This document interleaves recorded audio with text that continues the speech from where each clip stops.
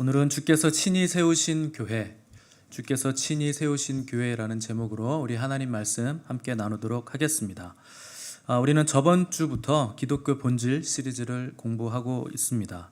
오늘 나눠드린 브로셔를 보시면 우리가 앞으로 18주간 무엇을 배우는지 잘 나와 있습니다. 왜 기독교 본질 시리즈가 중요한지 여러분 꼭 읽어보시고 여러분 시간 날 때마다 다시 복습을 하시면 좋겠습니다. 지난주에 우리는 하나님의 아들이 이 땅에 오신 그 성육신에 대해서 우리가 살펴봤습니다. 주님이 이 땅에 성육신 하신 이유는 크게 세 가지로 볼 수 있는데, 첫째는 마귀의 일을 멸하시기 위해서 주님이 이 땅에 오셨습니다. 요한일서 3장 8절 보시면 하나님의 아들이 나타나신 것은 마귀의 일을 멸하려 하심이라 이렇게 기록하고 있습니다. 또 두 번째는 십자가에서 우리 죄를 지시고 대속하시기 위해서 또 우리에게 자유를 주시고 우리를 구원하시기 위해서 주님께서 이 땅에 오신 것입니다. 그리고 마지막으로 아주 중요한 이유가 있는데, 주님이 이 땅에 오신 이유는 교회를 세우시기 위해서 이 땅에 오신 것입니다. 이 세 가지의 공통점은요, 우리가 생각하기에는 매우 불가능해 보이는 일이라는 공통점이 있습니다. 여러분 생각해 보십시오. 마귀의 일을 멸한다. 우리로서는 불가능해 보이는 일입니다. 또 모든 인류의 죄를 혼자서 다 감당하고 뒤집어 쓰신다. 이것도 우리로서는 불가능해 보이는 일이고, 또 오합지졸인 제자들의 상태를 봤을 때 그들을 통해서 교회를 세우시겠다 하는 것도 아주 불가능해 보이는 일입니다. 그러나 사람으로서는 불가능하지만 하나님으로서는 다 가능한 일입니다. 우리는요, 우리의 능력을 굉장히 과소평가합니다. 나 같은 사람이 어떻게 주님의 일을 할 수 있겠습니까? 이렇게 생각하고 나는 부족합니다, 모자릅니다, 할 수 없습니다. 이런 말들을 우리가 자주 합니다. 특별히 직분을 세울 때 그런 말들을 하시는 분이 있는데, 맞는 말이기도 하면서 또 틀린 말이기도 한 것이, 우리가 할 수 없다는 것, 그것은 정확하게 맞는 말입니다. 그러나 다만 우리는 우리가 하는 것이 아니라 하나님의 통로가 되는 것뿐입니다. 우리가 하나님의 깨끗한 통로가 될 때 하나님께서 하나님의 일을 우리를 통해서 직접 하시는 것입니다. 그래서 교만은 두 가지로 나눠질 수 있는데, 내가 내 힘으로 할 수 있다는 것도 교만이지만 내가 할 수 없다라고 하는 것도 교만입니다. 하나님이 하시면 얼마든지 할 수 있는 일입니다. 그래서 하나님은 늘 우리에게 격려하십니다. 할 수 있다. 그런데 마귀는 자꾸 우리 인생에 한계를 긋게 만듭니다. 경계선을 긋게 만들고 그것을 넘어가지 못하게 하는 것이, 그것이 마귀의 일입니다. 내가 생각하는 나가 진짜가 아닙니다. 하나님께서 생각하시는 나가 진짜 나입니다. 하나님께서 우리와 함께 하시면 얼마든지 이룰 수 있고 얼마든지 할 수 있고 얼마든지 지금까지 우리가 한계라고 느껴왔던 그 한계선 밖으로 우리는 나갈 수 있는 것입니다. 우리는 미니멈 크리스천으로 살라고 부르심을 받은 게 아닙니다.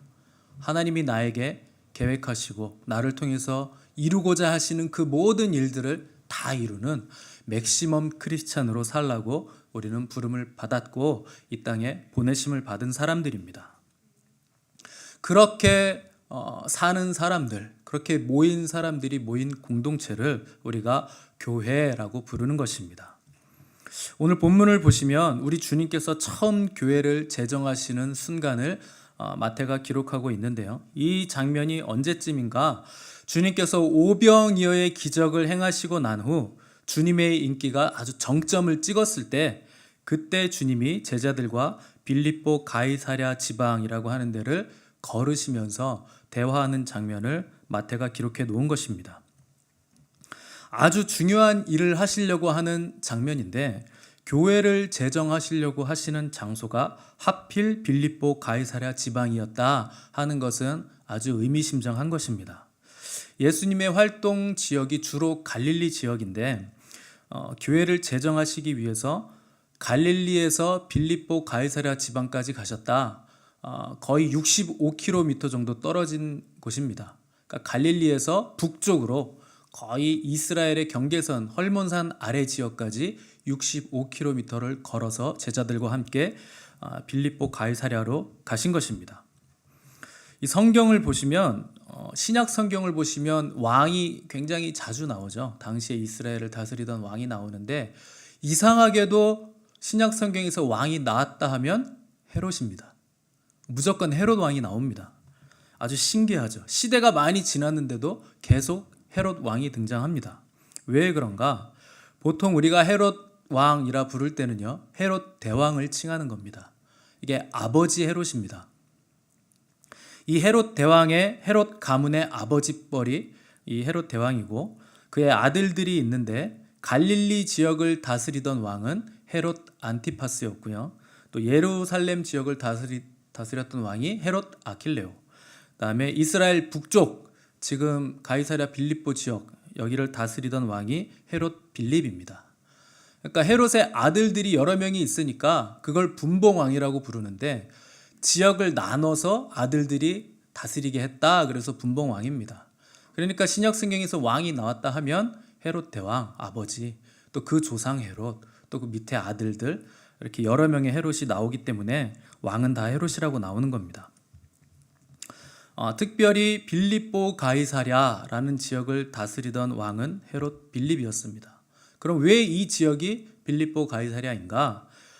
이 헤롯 빌립이요 로마의 황제 가이사에게 이 도시를 바쳤습니다.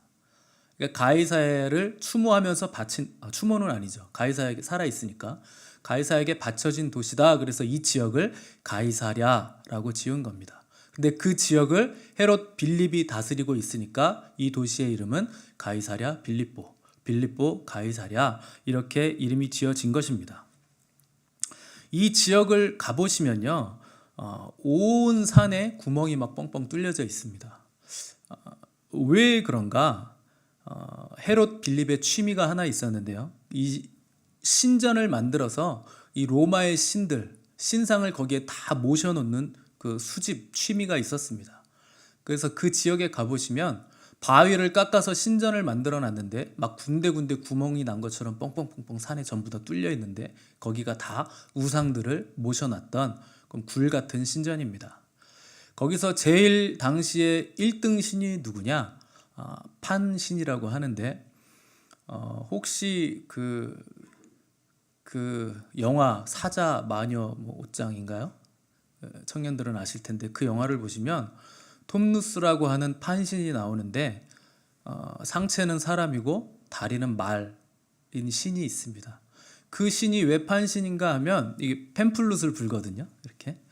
그래서 펜신입니다. 펜신. 그 신이 당시에 가장 주신이었습니다. 그림 한번 보여주시겠습니까? 당시 신전이 어떻게 세워졌는지 잘 보이시나요? 큰 산이 있는데 이 산이 석회질로 된 바위산입니다. 거기에 신전을 지어놓기도 했지만 조금 자세히 보시면 이 절벽에 구멍들이 뽕뽕뽕뽕 나 있거든요. 그것도 자세히 보면 신전 기둥이 다 있고 모양을 예쁘게 다 깎아 놓은 겁니다. 거기에 신들을 하나하나 모셔놓은 것이 이 빌립보 가이사랴 지역의 특징이었습니다. 자, 예수님이 교회를 제정하시는데 이런 우상들이 우글대는 지역으로 가셨습니다. 왜 거길 가셨을까요? 어떤 사람들은 예수님이 갈릴리 지역에서 사역을 너무 많이 하셔서 피곤하셔서 휴양차 제자들과 함께 가셨다. 이렇게 주석가들이 해석을 해놨는데 앞뒤가 맞지 않는 말입니다. 휴양 가는데 63km를 걸어서 여기까지 올라가시고 또 우상들이 우글대는 신전에 가셔서 휴양을 하신다? 말이 안 됩니다. 게다가 지금 이 순간은 예수님이 교회를 제정하시는 순간입니다. 근데 교회를 제정하시는 순간에 이방의 우상들이 우글거리는 곳으로 가셨다 하는 것은 분명히 예수님께서 다른 의도를 가지시고 제자들과 함께 이 지역을 가셨다 하는 것을 우리가 알 수 있습니다. 우리 오늘 본문 13절 14절을 함께 읽어보겠습니다. 13절 14절 시작. 예수께서 빌립보 가이사랴 지방에 이르러 사람들이 인자를 누구라 하느냐 이르되 더러는 더러는 엘리야 어떤 이는 예레미야나 선지자 중에 하나라 하나이다. 아멘. 자, 우상들이 우글거리는 지역의 제자들과 함께 가셔서 주님이 제자들에게 질문하신 것은 이것입니다. 얘들아, 사람들이 인자를 누구라고 하더냐? 나를 사람들이 누구라고 부르더냐? 이렇게 물어보신 것입니다. 예수님께서 제자들에게 이 질문을 하신 이유는 굉장히 중요한데요. 이 질문에 대한 대답이 구원을 받을 수 있는가 없는가를 가르기 때문입니다. 이 대답은요, 우리의 신앙 고백과도 같은 것입니다. 우리가 이 질문에 어떻게 대답하는가, 이것으로 우리의 영혼이 갈라지는 것입니다. 과연 예수 그리스도는 누구인가? 사람들은 예수님을 어떻게 이해하고 어떻게 고백하고 있는가? 그들의 신앙 고백의 내용은 도대체 무엇인가 하는 것이 이 질문에 담겨 있는 것입니다. 예수님의 이 질문에 제자들이 다른 사람들이 하는 걸 듣고 나서 각양각색으로 대답을 내놨는데요. 어떤 이는 목이 잘려서 죽은 세례 요한이 다시 살아났다, 세례 요한이 부활했다, 이렇게 평가를 했고, 어떤 사람은 엘리야다라고 또 평가를 내렸습니다. 그러니까 하늘에서 불을 내리고 또 초자연적인 역사를 막 일으키시니까 이분은 위대한 선지자이시다, 이렇게 평가를 내린 것입니다.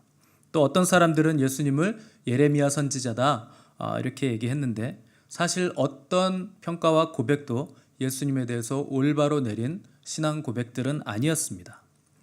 예수님이 이 얘기를 들으시고 다시 제자들에게 물어보셨는데 15절 보시면 이르시되 너희는 나를 누구라고 하느냐, 이렇게 물어보셨습니다. 진짜 중요한 질문은 이것입니다. 예수님은요, 다른 사람들의 고백에는 별로 관심이 없었습니다.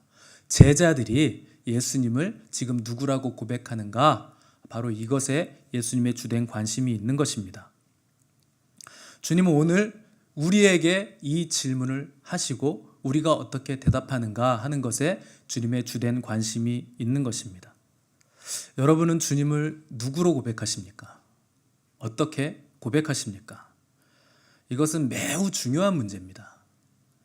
어떤 사람들은요, 교회에 왔다 갔다 하기만 하면서 자기 고백이 아니라 남의 고백만 듣고서 그걸 앵무새처럼 따라하시는 분들이 있습니다. 평생 남의 고백만 하다가 끝나시는 분들도 많습니다. 여러분, 그러나 반드시 우리는 예수님과 1:1 관계 안에서 내가 만난 예수님을 내가 고백할 수 있어야 됩니다. 남의 고백을 계속 따라하시면 안 됩니다. 이 고백은 누가 대신 해줄 수 있는 것이 절대 아닙니다. 또 어떤 사람들은요, 과거에 내가 만난 하나님에 대해서 계속 반복적으로 얘기하시는 분들이 있습니다. 과거의 하나님의 은혜 물론 귀중한 것입니다. 그러나 중요한 것은 오늘 내가 만난 주님, 오늘 나와 함께 하시는 주님, 오늘 나와 주님의 관계가 어떠한가, 이것이 중요한 것입니다. 만나는요, 매일매일 내려오는 겁니다. 어제 만나는 어제로 끝나는 것입니다. 다음 날 먹으려고 하면 만나는 벌레가 나고 썩게 돼 있었습니다. 절대 오늘까지 먹을 수 있는 것이 아닙니다. 오늘 먹을 만나는 오늘 새롭게 내려오듯이 내가 오늘 주님을 날마다 오늘 새로운 고백을 드릴 수 있어야 됩니다. 주님은 날마다 나에게 새롭게 다가오시는 아주 신선한 분이시기 때문에 그렇습니다. 날마다 새로운 주님을 고백하시는 저와 여러분 되시기를 간절히 바랍니다. 주님은 제자들에게 얘들아, 이 수많은 신상들을 좀 봐라. 너희는 나를 누구라고 고백하느냐? 이 수많은 신상들 앞에서 너희는 나를 뭘로 보고 있느냐? 이 화려하고 멋있고 의리리하게 꾸며진 이방 신전들 앞에서 그럼에도 불구하고 너희는 나만을 그리스도로 고백할 수 있겠느냐? 다른 사람들이 다 다른 길을 가더라도 너희는 진리의 길을 걸어갈 수 있겠느냐? 이것을 물어보시는 것입니다. 이 예수님의 질문에요, 항상 몸이 먼저 반응하는 제자가 있습니다. 이 나서기 좋아하는 우리 베드로 형님께서 또 나서셨습니다. 그래서 튀어나오더니 자기도 잘 모르는 엄청난 고백을 드리게 됩니다. 우리 16절, 17절을 다 같이 한번 읽어보겠습니다. 시작. 시몬 베드로가 대답하여 이르되 주는, 예수께서 대답하여 이르시되 바요나 시몬아, 내가 복이 있도다. 이를 내게 알게 하니는 혈육이 아니요 하늘에 계신 내 아버지시니라. 아멘. 자, 우리의 열혈 제자 베드로가요, 아주 놀라운 고백을 합니다. 주는 그리스도시요 살아계신 하나님의 아들이십니다. 이 엄청난 고백이 베드로의 입에서 튀어나왔을 때요, 예수님도 깜짝 놀라셨습니다. 야, 바요나 시모나, 이 바요나라는 말은요, 바는 아들이라는 뜻이에요. 그래서 바디메오 하면 디메오의 아들이라는 뜻입니다. 그러니까 바요나 하면 요나의 아들이라는 뜻이겠죠. 그러니까 요나의 아들 시모나, 이렇게 얘기하신 겁니다. 그러니까 얼마나 좋으셨던지, 말하자면 동우가 이렇게 부르면 되는데 우와 최동욱이 이렇게 부른 겁니다. 얼마나 놀라셨던지. 그러니까 바요나 시모나, 네가 복이 있다. 네가 복이 있다. 주님이요 베드로를 잘 아시거든요. 베드로가 이렇게 깊은 진리를 이 유식한 단어의 조합으로 고백할 머리가 없는데 이렇게 고백하니까 너무 좋으시고 깜짝 놀라셨던 겁니다. 그런데 곧바로 주님께서 찬물을 확 끼얹으셨는데, 고백은 너무 놀랍고 내가 기분은 좋은데, 그런데 너에게 이것을 알려주신 분은 하늘에 계신 내 아버지시다. 네가 알고 고백한 게 아니라 하나님이 알려주셨기 때문에 이렇게 고백할 수 있던 것이다. 이렇게 말씀하신 겁니다. 베드로의 입에서 나왔지만 자기 생각으로 말한 게 아니라고 말씀을 하셨는데, 여러분 이것이 굉장히 중요한 개념입니다. 기독교는요 사람이 고안해낸 종교가 아니기 때문에 항상 하나님의 계시가 와야 우리가 고백을 할 수 있는 것입니다. 항상 하늘로부터 주어지는 것이 하나님의 말씀이고 계시입니다. 인간의 지식도 귀하고 중요하지만 아무리 수준 높은 지식도 그 지식이 하나님을 절대 사랑하게 만들어주지는 못합니다. 이것은 혈통으로나 육정으로나 사람의 뜻으로 나지 않고 오직 하나님께로부터 오는 것입니다. 그러므로 주님이 기뻐하시는 신앙 고백을 드릴 수 있는 사람은 오직 하나님께로서 난 사람들만 가능한 것입니다. 이 공관복음에서 교회라는 단어가 쓰여진 곳이요 딱 두 군데 나옵니다. 마태복음 16장과 18장 두 곳밖에 없습니다. 이 교회라는 단어는 주님이 직접 쓰시고 주님이 직접 제정하신 단어입니다. 우리 주님이 내 교회라 하는 표현을 쓰심으로 교회는 주님 스스로가 세우시는 곳임을 이곳에서 천명하신 것입니다. 건물을 크게 세우고 사람이 많아지는 것은 오직 주님께서 우리 성령님을 통해서 하시는 일이십니다. 사람이 그것을 하려고 혈안이 돼서 발버둥 치면 그 높은 건물과 많은 사람은요 결국에 바벨탑이 되어버립니다. 우리가 할 것은 바르게 신앙을 고백하고 우리 지체들도 바른 믿음의 고백을 드릴 수 있도록 돕는 일, 이것이 우리들이 해야 될 일입니다. 교회는 오직 주님이 세우시고 또 우리는 단지 수종드는 사람들일 뿐입니다. 왜냐하면 이 교회의 머리 되신 분은 오직 우리 주님이시기 때문에 그렇습니다. 에베소서 1장 22절 보시면 또 만물을 그의 발 아래 복종하게 하시고 그를 만물 위에 교회의 머리로 삼으셨느니라, 이렇게 기록하고 있습니다. 교회의 주인 되시고 머리 되신 분은 우리 주님이십니다. 교회는 예수님이라는 머리가 없으면 더 이상 교회가 아닙니다. 교회에 예수님이 아닌 다른 머리가 붙어 있다, 그것은 더 이상 교회가 아닙니다. 교회에서 예수님을 빼면 교회는 즉각 무너지게 되어 있습니다. 오늘날 이 땅의 교회가 무너져 내리고 있다 한다면 이 교회가 회복해야 될 것은 다른 것이 아니라 머리 되신 우리 예수 그리스도, 그분이 교회의 머리 되시도록 우리가 회복을 해야 되는 것입니다. 그분만이 교회를 세우시고 그분만이 교회를 충만케 하시는 유일한 분이시기 때문에 그렇습니다. 예수님이 교회의 머리가 되신다 하는 의미는 우리가 그분의 몸이다 하는 의미와도 같습니다. 고린도전서 12장 27절 보시면 너희는 그리스도의 몸이요 지체의 각 부분이라 말씀하고 있습니다. 우리가 지체라 하는 것은 혼자 떨어져서는 절대 살아남을 수 없다라는 뜻을 가지고 있습니다.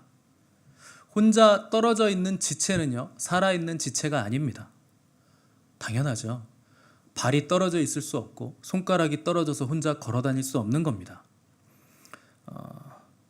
몸에서 떨어졌기 때문에, 궁극적으로는 머리에서 떨어졌기 때문에 그 지체는 결국 죽을 수밖에 없습니다. 왜냐하면 공급받을 수가 없기 때문입니다. 아무리 혈기왕성한 닭도요, 머리가 잘리면요, 처음에는 여기저기 막 뛰어다닐 수 있겠죠. 그런데 조금만 시간이 지나가면 이 목이 잘린 닭은요, 결국 죽습니다. 머리에서 떨어졌기 때문입니다. 피의 흐름이 끊어지면 거기서부터 썩기 시작하는 겁니다. 그래서 교회는요, 각 지체의 연합이 무엇보다도 중요합니다. 나 하나 정도 빠지는 것 괜찮겠지. 나 하나 정도 떨어져도 상관없겠지.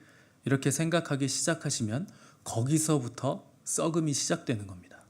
그러면요, 결국에는 온 몸이 병들게 돼 있습니다. 이것이 주님께서 세우신 교회의 특징입니다. 우리 18절을 한번 읽어보겠습니다. 18절 시작. 또 내가 내게 이르노니 너는 베드로라. 음부의 권세가 이기지 못하리라. 아멘. 이 베드로가 놀라운 고백을 드렸는데 주님께서 베드로에게 베드로야, 너는 반석이다. 내가 이 반석 위에 내 교회를 세우겠다. 이렇게 말씀을 하셨습니다. 아마 베드로의 인생에서 이 장면이요, 인생의 가장 큰 전환점을 맞이하는 장면일 것입니다. 주님께서 베드로를 처음 제자로 세우실 때, 베드로를 만나셨을 때 그에게 이름을 지어주셨는데, 그때 너는 게바, 반석이라 이렇게 이름을 지어주셨습니다. 그때 지어주셨던 게바라는 이름, 반석이라는 이름을 비로소 이 장면에서 다시 한번 인쳐주신 것입니다. 제 이름이 동욱이잖아요. 이게 동력 동자의 빛날 욱자입니다. 동편에서 빛나는 건 태양이겠죠. 아마 저희 부모님이 동편에서 떠오르는 태양처럼 빛나는 인생을 살아라, 이렇게 생각하셔서 지어주셨을 겁니다. 근데 여러분, 사람이 자기가 가진 이름대로 사는 사람이 별로 없습니다. 오히려 이름이 좋을수록 제대로 사는 사람이 별로 없어 보이기도 합니다. 그런데 주님은요, 베드로에게 너는 너의 이름대로 이제 살게 될 것이다 하고 인쳐주시는 것이 바로 이 장면입니다. 너는 반석이다. 이 반석 위에 내가 교회를 세우겠다. 이렇게 인치신 것입니다. 베드로는요, 이 순간에 자기 삶의 의미를 발견하게 됩니다. 내 삶의 목적을 여기서 발견하게 되는 것입니다. 여러분, 삶이 끝나기 전에 인생의 목적을 찾는 사람이 가장 복된 사람입니다. 사람들은요, 많은 사람들이 자기 삶의 의미와 목적을 모른 채 생을 마감합니다. 그런데 바울처럼 생의 마지막에 나는 이제 나의 달려갈 길을 다 마쳤다. 이제 나에게 예비된 것은 의의 면류관만이 남아있다. 이렇게 고백할 수 있는 사람이 가장 복된 사람입니다. 여기 계신 모든 분들은 하나님께서 목적하신 그 삶의 의미와 목적을 발견하는 축복이 있기를 간절히 바랍니다. 주님께서 베드로에게 내가 이 반석 위에 내 교회를 세우겠다. 이 교회는 음부의 권세가 이기지 못할 것이다. 이렇게 말씀하셨습니다. 여기 반석은요, 베드로 한 사람을 의미하는 것이 절대 아닙니다. 베드로처럼 신앙 고백을 드린 모든 자들, 그들을 우리가 교회라고 부르는데, 이렇게 신앙 고백하는 모임인 교회 위에 내가 교회를 세우겠다. 이 교회는 음부의 권세가 이기지 못할 것이다 하는 것을 말씀하신 것입니다. 이 교회는요, 아주 강한 영적 파워를 가졌다고 주님께서 말씀하신 것인데, 교회의 이 영적인 파워가 얼마나 강한지 음부의 권세도 감히 이기지 못할 것이다. 주님께서 이렇게 말씀하셨습니다. 여기서 음부의 권세가 이기지 못한다, 절대 교회는 지지 않는다라는 개념이 들어가 있다는 것을 여러분 기억하셔야 됩니다. 이기고 진다는 개념 자체가요, 교회에는 영적 전쟁이 있다 하는 것을 주님께서 말씀하신 것입니다. 많은 분들이 예수님을 믿으면 평안할 것이라 이렇게 오해를 합니다. 물론 평안합니다. 그러나 삶이 편안해지지만은 않습니다. 교회에는요, 영적인 전쟁이 있습니다. 환난이나 시련이 절대 면제되지는 않습니다. 다만 예수님을 믿으면 이 환난과 시련이 면제되진 않지만 그것을 대하는 우리의 자세와 태도는 바뀌게 되어 있습니다. 그리고 환난과 시련 가운데서도 평안은 우리가 반드시 지킬 수 있게 되는 것입니다. 왜 그런 것인가? 교회는요, 이 악한 세력들의 공격을 계속 받기 때문에 그렇습니다. 역사적으로도 많은 사람들이 이 지구상에서 교회를 말살시키려는 계획을 계속 세웠고 그 계획을 계속 시도해 왔습니다. 그럼에도 불구하고 교회는 여전히 이 땅에 존재합니다. 핍박이 심하면 심할수록 주님의 교회는 더욱더 강한 체질로 변화되고 건강한 교회가 됐습니다. 이 공산주의자들이 교회를 말살시키기 위해서 실제적으로 교회를 막 폐쇄했는데요. 그럴수록 교회는 더 많아졌습니다.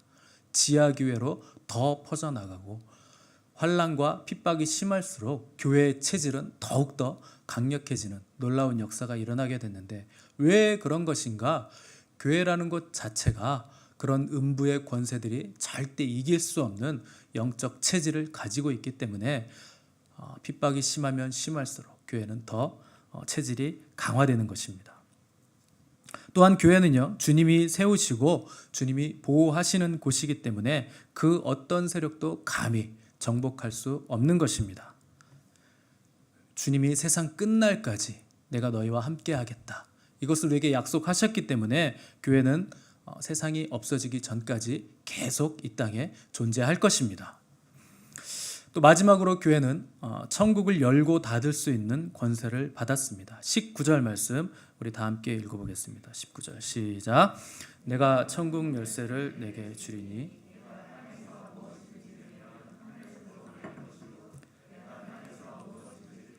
하늘에서도 풀리리라 하시고 아멘. 교회는요, 주님께서 주신 천국 열쇠를 우리가 부여받았습니다.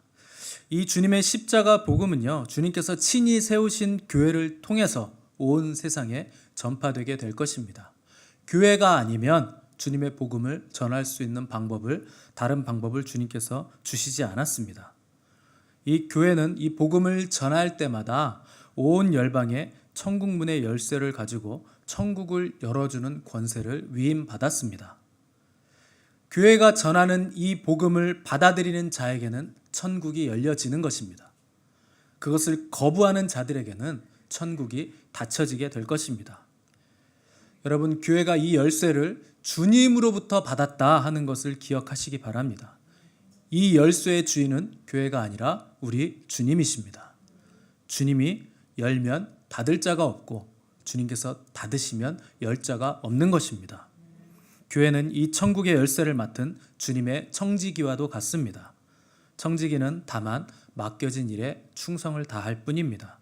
모든 영광은 교회의 머리 대신 우리 주님께 돌려지는 것이 마땅하고 우리 교회는 모든 영광을 주님께 돌려야 하는 것입니다. 오늘 읽은 본문 뒤로 보시면 예수님이 이제 제자들에게 처음으로 십자가에서 죽으실 것과 다시 살아나실 것을 본격적으로 가르치시기 시작하십니다. 이제 빌립보 가이사랴 지방에서 교회를 재정하시고 이제 제자들과 함께 예루살렘으로 가시면 주님은 이때부터 고난을 당하시기 시작하실 것입니다. 그런데 주님은 고난 당하시기 바로 전에 꼭 짚고 넘어가야 할 것이 있었는데 그것이 바로 교회에 관한 것이었습니다. 교회가 얼마나 중요했던지 이 십자가 복음을 말씀하시기도 이전에 교회의 재정을 먼저 하시고 교회에 관해서 제자들에게 알려주신 것입니다. 교회가 무엇인가? 교회의 기초가 무엇인가? 교회는 어떤 곳인가?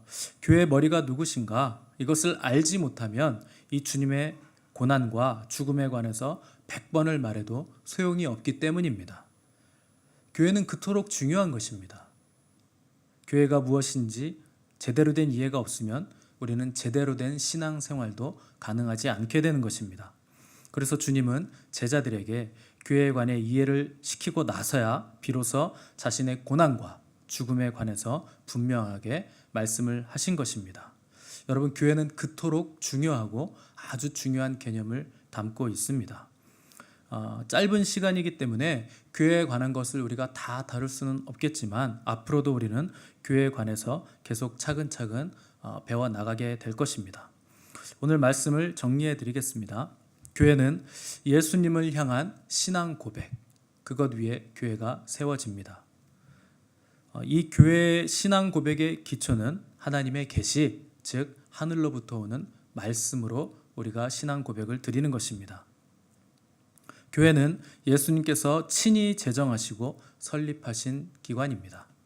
또 교회의 머리는 우리 구주 예수 그리스도이시고 우리는 주님의 지체이며 한 몸입니다.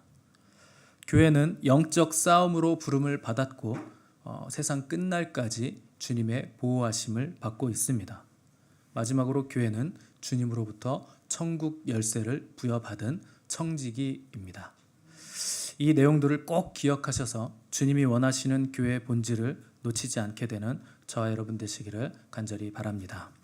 함께 기도하겠습니다. 하나님 아버지 감사합니다. 우리를 창세 전에 예정하시고 사랑하셔서 교회로 불러주셨습니다. 주님을 향한 우리의 신앙 고백이 건강한 고백이 되게 해주시었고 하나님의 말씀이 우리의 고백이 되게 해주시며 주님을 머리로 한 지체들로서 성령이 하나 되게 하신 것을 힘써 지키게 하여 주시옵소서. 영적인 싸움을 믿음으로 싸우며 겸손하게 주님의 도우심을 구하며 믿음으로 나아가는 성도들 되게 하여 주옵소서. 예수님의 이름으로 기도드렸습니다. 아멘. 우리 하나님께 감사 영광의 박수 올려드리겠습니다.